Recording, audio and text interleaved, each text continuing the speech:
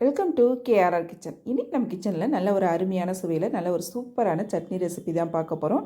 இன்றைக்கி நம்ம கொத்தமல்லி சட்னி எப்படி செய்கிறதுன்னு தான் பார்க்க போகிறோங்க. இன்றைக்கி செய்ய போகிற சட்னி பார்த்திங்கன்னா இட்லி தோசை கூட வச்சு சாப்பிட்றப்ப டேஸ்ட்டு ரொம்பவே அருமையாக இருக்கும். இதே போல் நிறைய வெரைட்டி கொத்தமல்லி சட்னி போட்டிருக்கேன். இந்த சட்னி பார்த்திங்கன்னா ரொம்ப அருமையாக இருக்கும். எப்படி செய்கிறதுன்னு நம்ம வீடியோக்குள்ளே போய் பார்ப்போம். அதுக்கு முன்னாடி நம்ம சேனலில் இப்போ தான் ஃபஸ்ட் டைம் பார்க்குறீங்கன்னா சப்ஸ்கிரைப் பண்ணி வச்சுக்கோங்க. கூடவே பெல் சிம்பிள் ப்ரெஸ் பண்ணி ஆளுங்கிற ஆப்ஷனையும் ப்ரெஸ் பண்ணி வச்சுக்கோங்க. அப்போ தான் நான் போகிற வீடியோஸ் எல்லாம் உங்களுக்கு தொடர்ந்து நோட்டிஃபிகேஷனில் ஒன்றுக்கு ஒன்றே கிடச்சிக்கிட்டு இருக்கோம். இப்போ வாங்க அந்த கொத்தமல்லி சட்னி எப்படி செய்கிறதுன்னு பார்த்துடலாம். இப்போ சட்னி செய்யறதுக்கு அடுப்பில் ஒரு கடாய் வச்சுருக்கேன். அதில் ஒரு 2 டீஸ்பூன் அளவுக்கு எண்ணெய் சேர்த்துக்கிறேன். எண்ணெய் நல்லா காயட்டும். எண்ணெய் காஞ்சதுக்கப்புறம் பார்த்திங்கன்னா 1 டேபிள் ஸ்பூன் அளவுக்கு உளுந்து எடுத்து வச்சுருக்கேன். அதை சேர்த்து இப்போ நல்லா பொன்னிறமாக வர வரைக்கும் வறுத்து எடுத்துக்குவோம். உளுந்து நல்லா வறுபட்டு வரட்டும். இப்போ உளுந்து நல்லா பார்த்திங்கன்னா இந்த அளவுக்கு நல்லா செவந்து வரணும். அதுக்கப்புறம் தான் நம்ம மற்ற பொருள்லாம் சேர்க்கணும். இப்போ இதில் பார்த்திங்கன்னா ஒரு பெரிய வெங்காயம் கட் பண்ணி வச்சுருக்கேன், அதை சேர்த்துக்கிறேன். இது கூடவே பார்த்திங்கன்னா ஒரு தக்காளி பழம் கட் பண்ணி வச்சுருக்கேன், அதையும் சேர்த்துக்கிறேன். ஒரு 5-6 பூண்டு பல்,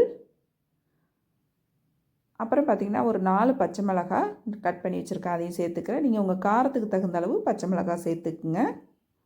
இப்போ வெங்காயம், தக்காளி பழம், பச்சை மிளகாய் எல்லாம் நல்லா வதங்கி வரட்டும்.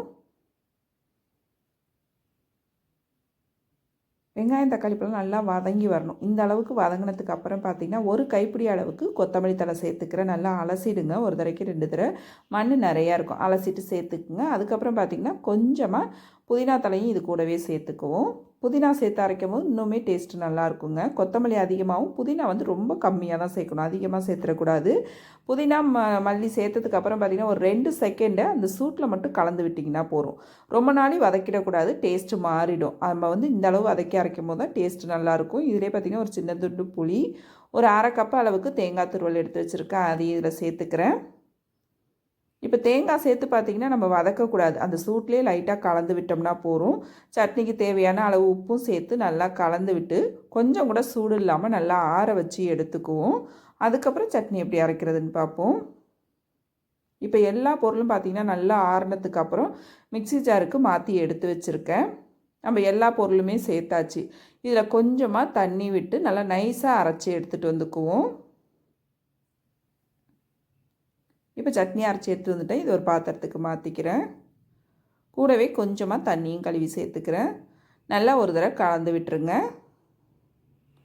இப்போ இந்த சட்னிக்கு தாளிப்பு பார்த்திங்கன்னா கடுகு, உளுந்து, கொஞ்சமாக பெருங்காயத்தூள், கொஞ்சம் கருவேப்பிலை சேர்த்து தாளிப்பு ரெடி பண்ணியிருக்கேன். அதை இதில் சேர்த்து கலந்து விட வேண்டியதான். தாளிப்பை சேர்த்து நல்லா ஒரு தடவை கலந்து விட்டிங்கன்னா நம்மளோட சூப்பரான டேஸ்டியான கொத்தமல்லி சட்னி அருமையாக ரெடி ஆகிடுச்சிங்க. நல்லா சுட சுட இட்லி தோசை கூட வச்சு சாப்பிட்றப்ப ரொம்ப அருமையாக இருக்கும். இதே போல் செஞ்சு பாருங்கள். செஞ்சு பார்த்துட்டு எப்படி இருக்குன்னு எனக்கு கமெண்ட் பண்ணுங்கள். என்னோட இந்த ரெசிபி பிடிச்சிருந்ததுன்னா லைக் பண்ணுங்கள், ஷேர் பண்ணுங்கள். இதே போல் சட்னி ரெசிபி நம்ம சேனலில் நிறைய போட்டிருக்கேன். அதோட லிங்க் எல்லாம் உங்களுக்கு நான் டிஸ்கிரிப்ஷனில் கொடுக்குறேன். தேவைப்படுறவங்க செக் பண்ணிக்கோங்க. நாளைக்கு வேறொரு ரெசிபியோடு சந்திப்போம். தேங்க்ஸ் ஃபார் வாட்சிங்.